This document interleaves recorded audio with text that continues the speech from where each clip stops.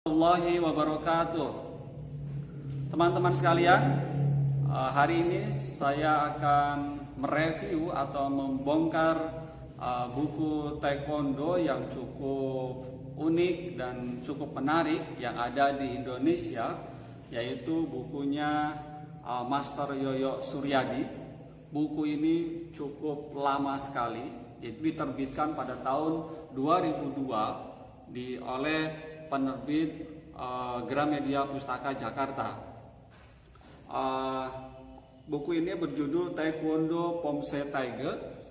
Ini teman-teman sekalian, buku ini cukup menarik untuk kita baca dan untuk kita dalami isinya, karena banyak memberikan wawasan bagi kita semua.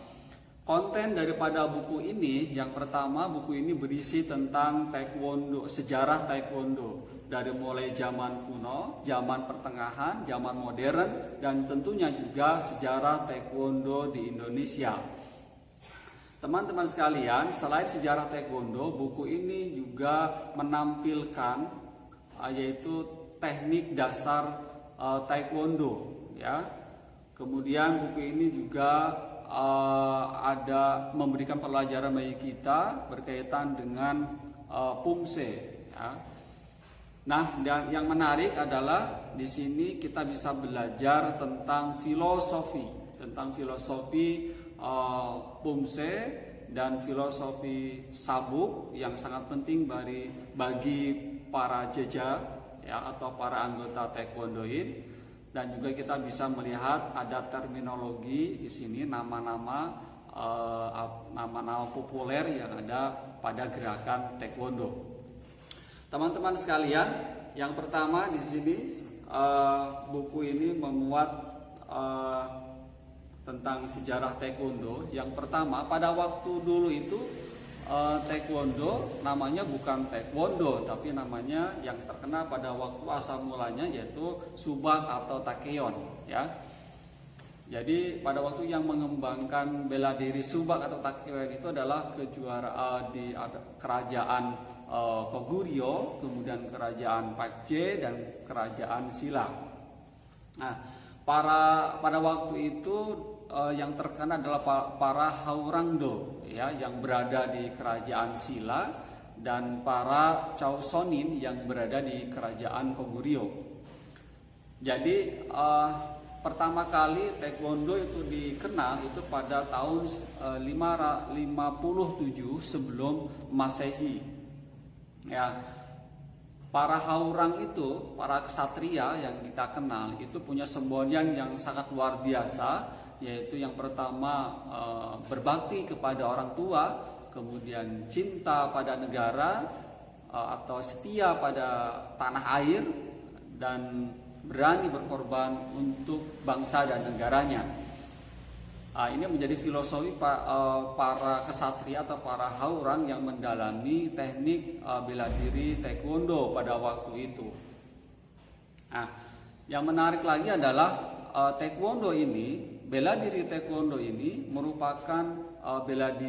merupakan olahraga bela diri yang bisa mempersatukan tiga kerajaan besar yang berselisih, yaitu kerajaan Koguryo, kerajaan Pakje, dan kerajaan Silla. Kemudian berkembanglah taekwondo yaitu pada abad pertengahan, yaitu pada masa atau pada zaman dinasti Koryo, yaitu pada tahun 918 sampai 1392 Masehi. Ya, pada waktu itu taekwondo menjadi populer di masyarakat, dan bela diri taekwondo atau takeon pada waktu itu menjadi alat seleksi bagi para calon prajurit atau tentara pada dinasti Koryo.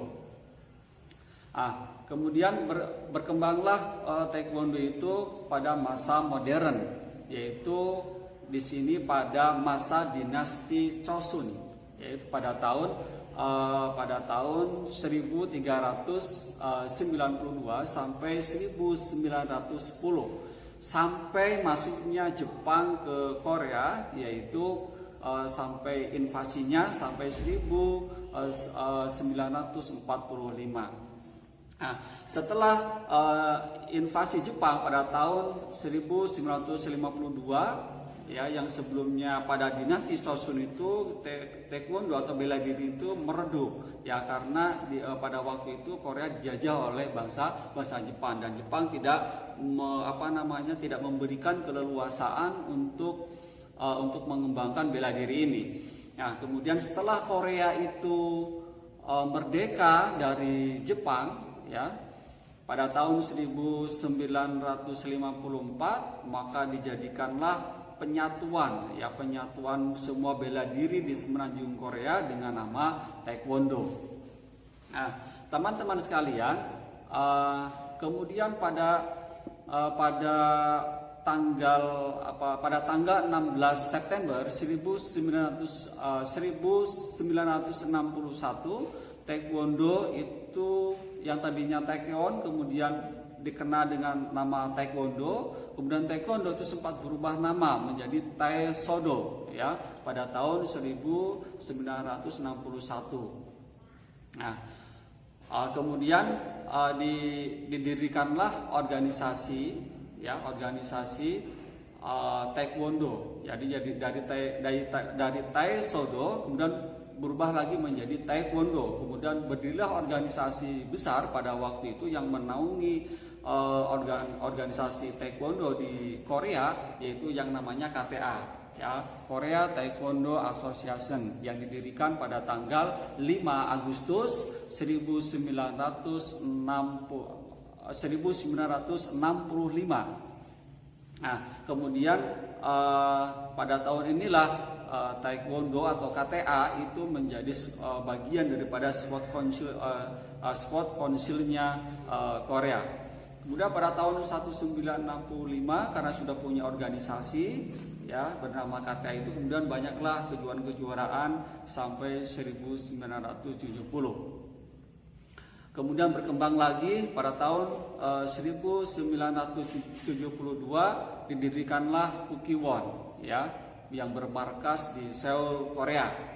Kemudian pada tahun 1973 kemudian berdirilah organisasi WTF, yaitu World Taekwondo Federation. Nah, jadi kemudian berkembang terus taekwondo itu sampai banyak kejuaraan, dan pada tahun 1988 kemudian taekwondo resmi dipertandingkan di Olympic Game, ya, di pertama Olympic Game di Seoul, Korea. Nah, kemudian dan sampai tahun 2000, yaitu Olympic Game di Sydney, ya, teman-teman sekalian. Kemudian teman-teman sekalian juga bisa memahami tentang sejarah taekwondo di Indonesia, ya, dalam buku ini, di mana taekwondo di Indonesia itu mulai berkembang itu sekitar tahun 1970-an, teman-teman sekalian. Indonesia itu pada waktu itu yang berkembang adalah taekwondo ITF, ya, International Taekwondo Federation, yang berada di induknya di Kanada, di Toronto, Kanada. Sebaliknya juga di Indonesia juga ada taekwondo WTF, World Taekwondo Federation, yang bermarkas di Seoul, Korea. Kemudian karena seiring berkembangnya taekwondo di Indonesia, kemudian dilaksanakanlah Munas, ya, musyawarah pada tanggal 28 Maret 1981, kemudian disepakati bersama, kemudian taekwondo di Indonesia itu berkiblat ke WTF yang berada di Korea. Di Indonesia sendiri musyawarah nasional 1 itu pertama kali diselenggarakan pada tanggal 17 sampai 18 September 1984, ya. Maka pada waktu itu terpilihlah Bapak Sarwo Edi itu sebagai Bapak Sarwo Edi Wibowo sebagai Ketua Umum PBTI. Teman-teman sekalian, selanjutnya Indonesia juga banyak mengirimkan para atlet-atlet senior ya ke beberapa kejuaraan, yaitu pada era 1986 sampai 1993, yaitu seperti atlet kawakan Master Rahmi Kurnia dari Jogja, kemudian Master Happy Setiaji ya, kemudian Master Lamting ya, kemudian ada di situ ada Xiaolong dan seterusnya, kemudian dilanjutkan oleh generasi selanjutnya